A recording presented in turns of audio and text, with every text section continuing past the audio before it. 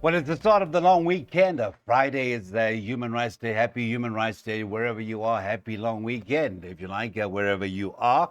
And it starts. So we're better than in Gqeberha, where we're racing on the turf. We are at Fairview, where we have a couple of listed features, and it certainly looks a wonderful card.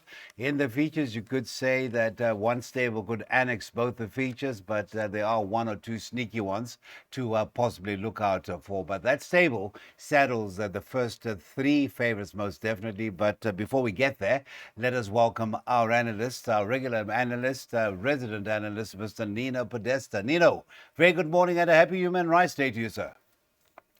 Yes, good morning to you too, Cecil, and happy Human Rights Day to everybody there at Waiter to Win.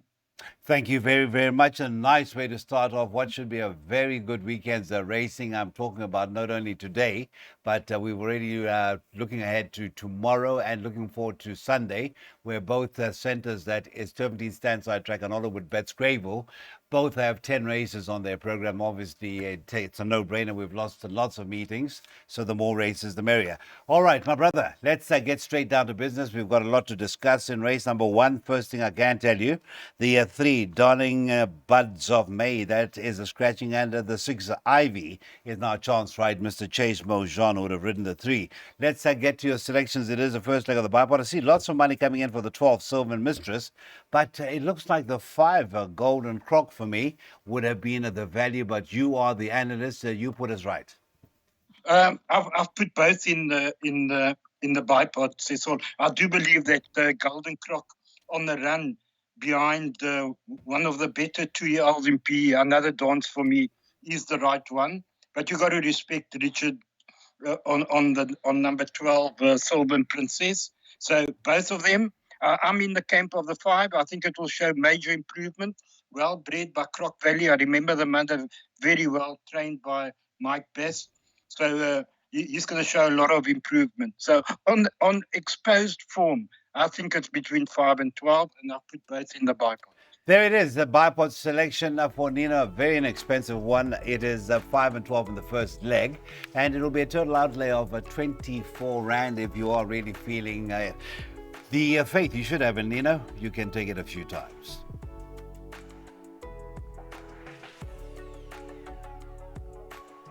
One of the most popular bets in the country. It is the place accumulator in at Gqeberha PE Fairview, and it starts in race number 2. And it certainly looks like we have a shoe in as a bank in the first leg. But as Nino likes to point out, it is a first run in the province, but it is that potent duo of Richard Fourie and Anna Krief teaming up, and the colours of the regiment in partnership with Mr. Devon Heffer goes by the name Mr. Fox, deep in the red at around 13 to 20. Mr. Podesta, beyond that, it is looking at the rest, and nothing really jumps off the page as a threat if reproducing any of those form lines in the Western Cape. Although for Silver Surfer in the colours of the Andrade Gaskell partnership, that could have a bit of improvement to come through. Take us through race number 2. Is it an open and shut case, Mr. Fox Banker, and just await the second leg, is it? Yes, Cecil, you're 100% correct. If you look behind or past Mr. Fox, you're going to struggle. Yeah, I think the Cape form is going to be too strong for this field. I do believe that that Galdian, the horse you mentioned now, Silvery, what's it called? Surfer. Silvery Surfer. Silvery Surfer could show improvement. It was gelded. So that's open to any kind of improvement. But I'm very strong on Mr. Fox. I think he's going to take a power of beating the Cape form, another Camford Cliff, bred by owned by the Regiment. And we know how well that also the tongue tie comes on, and we also know how well Greef does with these type of horses. So a strong selection, Mr. Fox. Banker in the PA and the bipod.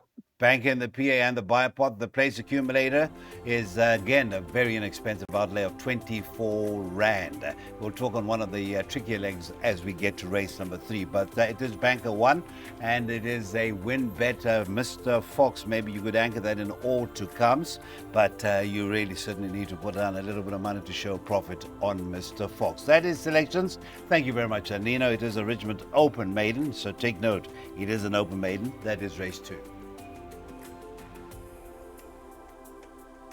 All right, so we get to another favorite that comes through from the Alain Richard Fourie combo, and this time it is a recent relocatee. I think this will be a run number 4 in the province, and it'll be a third on the turf, and that is Ono no Komachi in the colors of Mr. P.J. Moore, and that is currently priced up at 22 to 10. And Richard Fourie retains the right, as has been the case since moving to the Eastern Cape.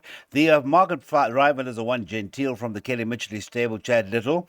He is aboard for the first time. The compression mask is on also this afternoon. In fact, it says it has been added. I don't know whether it was removed last time out, but has raced with it before. Right, let's get straight down to it. Oh, no, Komachi. Are you going to go with Oh, no, Komachi to get it right at the fourth time of asking for Alan Greff and Mr. Moore? Cecil, this also has been very disappointing. And also they don't know the right distance. They put it over 2-2. They're bringing it back over the 1600. It's cost the punters a lot of money on 2 occasions. I personally believe that Gentile is a horse to beat here. That run behind Greenlight Legend. She was given it half a kilo and ran a short head behind, half a length behind Greenlight Legend. Greenlight Legend came out to win next time, and so the form has been franked. I give Ono Komachi a place chance. A win, I'm not so sure. I'm in the camp of number 1, Gentile to beat number 5, Dancing in Winter. And then my third choice will be Ono Komachi. Okay, so that is the story of the Pick 6, 1, 2, 3, and 5. You've got a banker coming up next, and that's where we'll be starting our first jackpot. That's 384 Rand, the outlay to the Pick 6 today.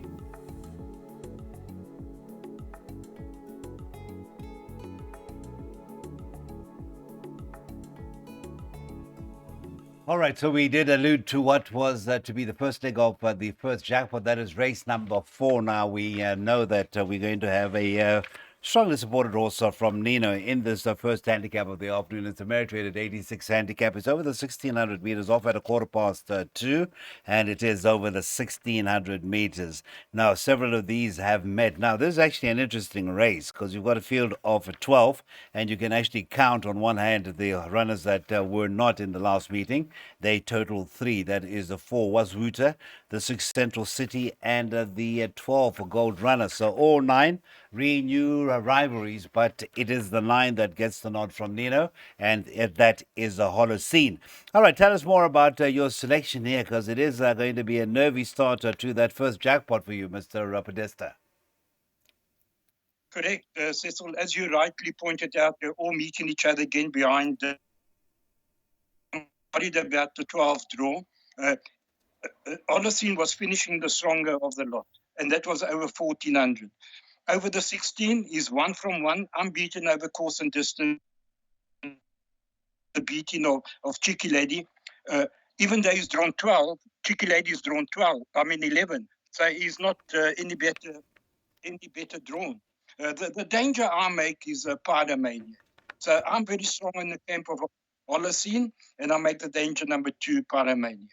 Pyromaniac does go up that 1 kg from their last meeting once you take away the allowance that the apprentices claim, but you do make up for it with Mr. Lewin Kotwa in the saddle. That is the first leg of the jackpot. Holocene to get it right and make it 2 from 2 over course and distance. A maiden winner last time out. That was over the 1600 meters. At the first time of asking in Gqeberha, having had 3 runs in the Western Cape when under the tutelage of Lucinda Woodruff. It is your favorite number 4, Harlem, who is currently at around 7-2. Harlem, a 3-year-old son of a Fireaway. That maiden victory was over the 1600, but now goes over the 2000 meters. Market rival, well, the 2, and nothing else matters. Again, it has been nibbled at, and that is at 9-2. It is a 5-1 about the 5, and that is a Red William. It's 6-1 and better about those. The Jane Thomas Far End Classified Stakes is over the 2000 meters, and of course, Mr. Podesta, well remembered, is the title of the race, and that is Jane Thomas. Yes, I think this is a bit of a trappy race, Cecil. I do like a horse here, a bit of value. That's number 5, Red William with Louis up. Nothing else matters. Good form can win. Slontermath won with the blinkers last time. He could follow up. And Harlem, he's bred on the mother side, but to Warner Silver, I don't think he'll have a problem with the distance. Just that the maiden form wasn't franked. Ascenda Tango came out and got beat next time out. So we'll see how he goes. But I think we can get a result here. I really find this trappy. I do like Red William. Nothing else matters. Those are my first 2. But I've taken field. I'm hoping to get a result here in the jackpot. Yes, a wise decision indeed. It is a field by Bank at the 7 and the first of our 2 features, and that's the first of our 2 listed features, the 7, and then Banker in the second leg of the Sophomore. That is best shot, and then horses at the back. Hopefully, the bankers do come through for you.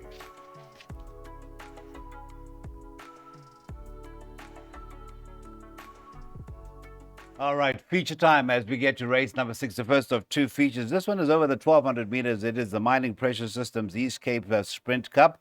It's got a very, very nice field of 10 runners, and looking at the favoritism, well, it's no prizes for guessing. It is the Alan Krief and Richard Free combination once again, and Fairy Night. I know our colleague will be one of those who's hoping to lead in Fairy Night, certainly priced up to be led into that number 1 box. I'm talking, of course, of Nadine Rapson. We wish her all the very best. A nicer person you could not meet. In fact, was favored, but I see it is now just favoritism with the Gavin Smith runner number 7, King Dundee, and that's changed overnight 22 to 10. It is around 5 to 2 about the 1 Fairy Night, and then you've got the 2 Kaya's Hope at 7 to 2, and then the 9 Mercantor, the 3, I beg your pardon, Mercantor.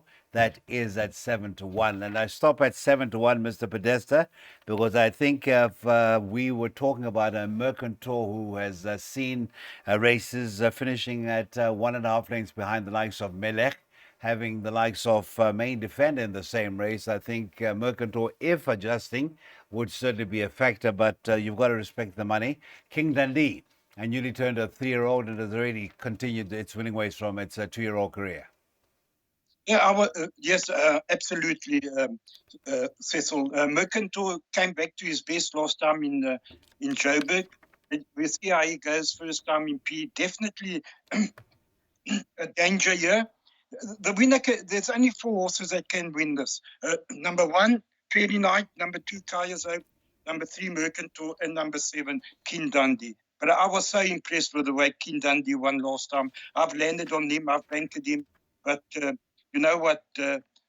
Mercantor can cause an upset at 7 to 1. Kaya's Hope is no slouch. And Fairy Night is highly, highly rated by the stable. So you either bank King Dundee or you have to put all 4 in. Okay, so King Dundee gets that vote of confidence from Nino Podesta, but as he rightly points out, there are 3 others with the lively winning chances. That is race number 6, the feature, first of our 2 features over the 1,200 meters.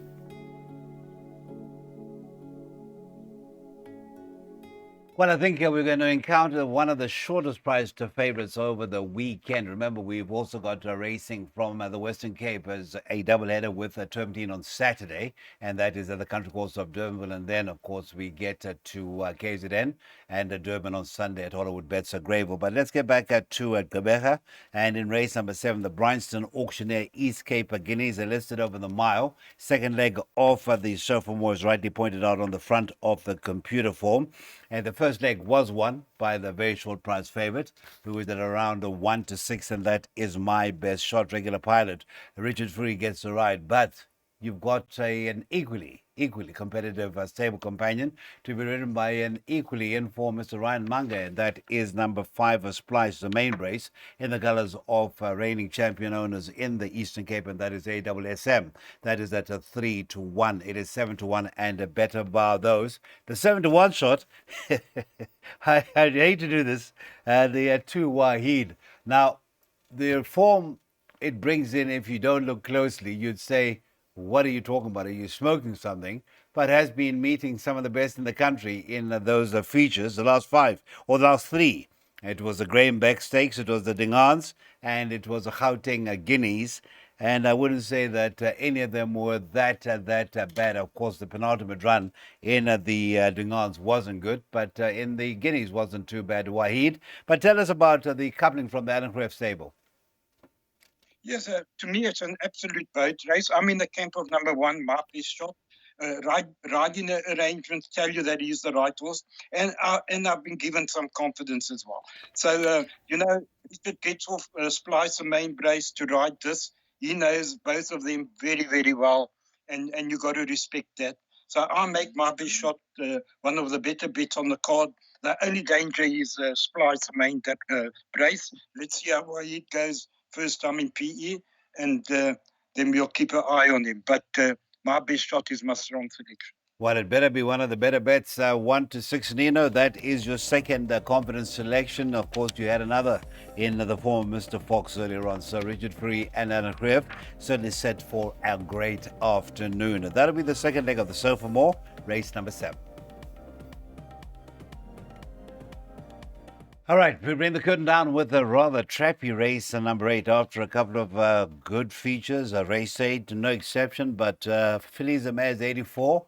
It is going to take some sorting out to get on the right side of the result, but I'm sure Nino has done that for us. 22 to 10. Let's just have a look, a Walk on the Wild Side. That is in the colours of the Regiment and Devon Heifer. The 2. Heart Peaks, that is your second favorite at 6 to 1. 13 to 2 is the number 3, Can't Say No, and then it is 8 to 1 and Better Bar those. Nino, quartet time. It is time to put that thinking cap on and work out a nice quartet for us to get into this or to continue this long weekend. Right. I've always rated this horse Walk on the Wild Side. The problem is she needs to be drawn wide. She likes to be drawn wide because you've got to tuck her in at the back of the. She's now drawn in the middle of the pack, and she's going to have a problem. She's got horses on the inside of her and on the outside. So I don't know how Richard's going to handle this situation. She needs to be put to the back, and then she comes with a devastating run. This is a good horse, Cecil. I think she will win. But if she fluffs the line, it becomes wide open. Right, so what we need is a quartet suggestion from you. 2, 3, 10, but 2, 3, 10 by field.